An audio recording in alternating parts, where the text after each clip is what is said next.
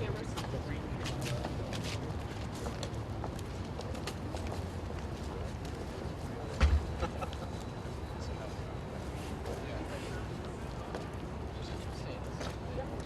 Good morning and welcome to the Manchester Department of Public Works. We're here this morning to talk about the importance of nearly $40 million in federal highway infrastructure funding that was protected in a continuing resolution passed and signed last week. I want to thank Congressman Pappas for his leadership in protecting this funding and for his commitment to securing every available federal dollar for our state.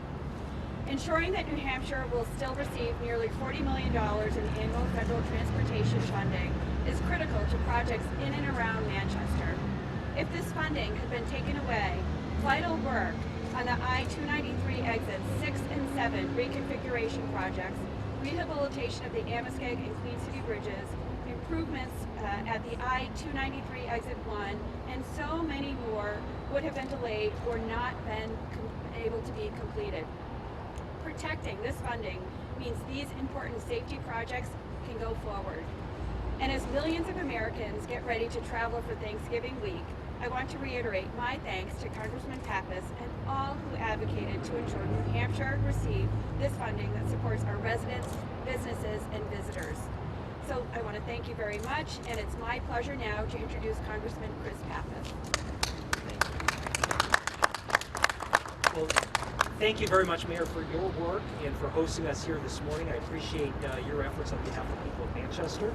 And it's great to be here as well with Commissioner Sheehan and Bill Cass representing New Hampshire DOT, and I want to applaud them for the work that they do on a regular basis. You know, it's great to live in a state where people get the value of investing in infrastructure. We've done that in amazing ways at the state and local level. What we've seen over the last 10 years, however, has been a decrease in the federal share of infrastructure investment. Over the last decade, it's gone down by 10%. And so that means that communities like Manchester, states like New Hampshire, have had to pick up the slack, or we've had to push off critical priorities for future years. And we know how valuable some of these projects are to our economy, to public safety, and to our business climate here in New Hampshire. In Washington, we're looking for ways to make sure that we can move forward in a bipartisan way on infrastructure. And we are hopeful that we can reauthorize the FAST Act and make sure that funding to New Hampshire and other states will increase in the future. There is far too much gridlock, obviously, in Washington, D.C., but I think we understand fully that there's no Republican or Democratic way to pave a road, fix a bridge, or fill a pothole. There's only one way to do it, and you got to roll up your sleeves to get the job done. You also have to make sure that there's funding available to do these projects in a timely fashion, and that's why our work is so critical moving forward. A few weeks ago, I joined with a Republican colleague, Representative Don Young of Alaska, to partner on an important effort. We saw that we were going to lose $7.6 billion worth of funding for infrastructure across the country if nothing was done. Sort of a complicated story, but as the FAST Act expires next year, on July 1st, there would have been a rescission which would have clawed back $7.6 billion of funding that would have gone to critical transportation projects. This provision was included as a budget offset in the last highway bill. Some call it a gimmick, but really the impacts of it are pretty significant. If congressional action wasn't taken on this rescission to fix this provision in the FAST Act, states like New Hampshire would have lost money, and for New Hampshire that would have been $37 million. It's funding that our state has been counting on to carry out a carefully crafted 10-year transportation plan to make necessary improvements and ensure that we build the infrastructure of the future and make sure that our communities are well connected. Along with Representative Young, we signed up more than 100 of our colleagues in a bipartisan fashion to call on leaders in Congress to fix this problem. And I'm very excited that not only did the House and Senate pass this bill, but it was signed into law last Thursday, making sure that states like New Hampshire can predict and plan for the future.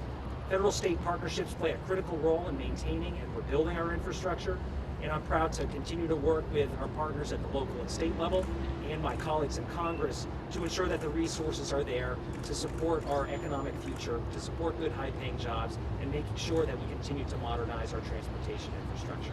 I want to thank all the folks who are here and thank Kevin Shepard for hosting us here today, and I would like to turn it over to Commissioner Sheehan for a few remarks as well. Commissioner. Thank you, Congressman. It's my pleasure to be here today. Every year, the Department of Transportation receives federal funding in a number of different categories. We typically have several years to spend those dollars. However, when a rescission takes effect, those balances are zeroed out, which means that we can't advance the projects that we have planned in that given year or in future years.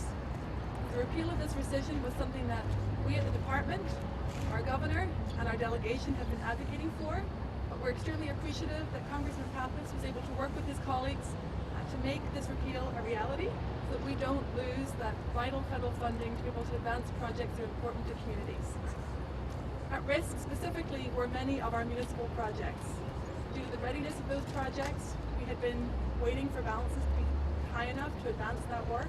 And unfortunately, if the rescission had taken effect, it's those projects that matter to communities, our intersection improvements, our sidewalk improvements, our connections to rail trails that would have been delayed.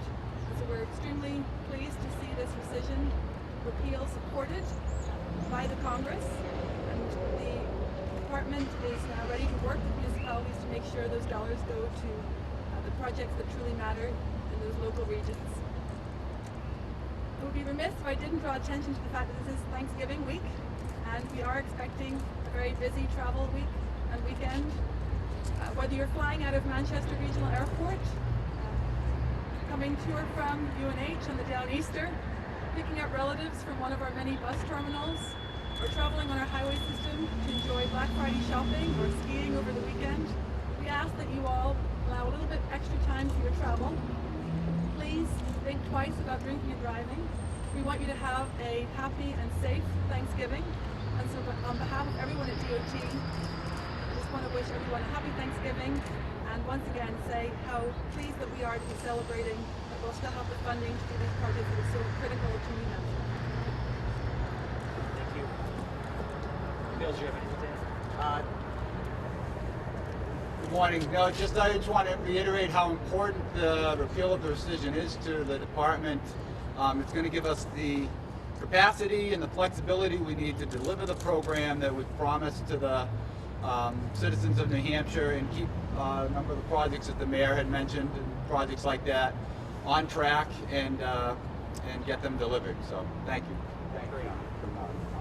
No, thank you all for being here. And if there are any questions from any members of the public, Andy, thanks for joining us here. Fire away. If not, we'll be available for some comments as well later if you want to stick around. Nope, I think that's it. All right. Thank you all. Thank you very much. Thanks. Same to you. Safe travels.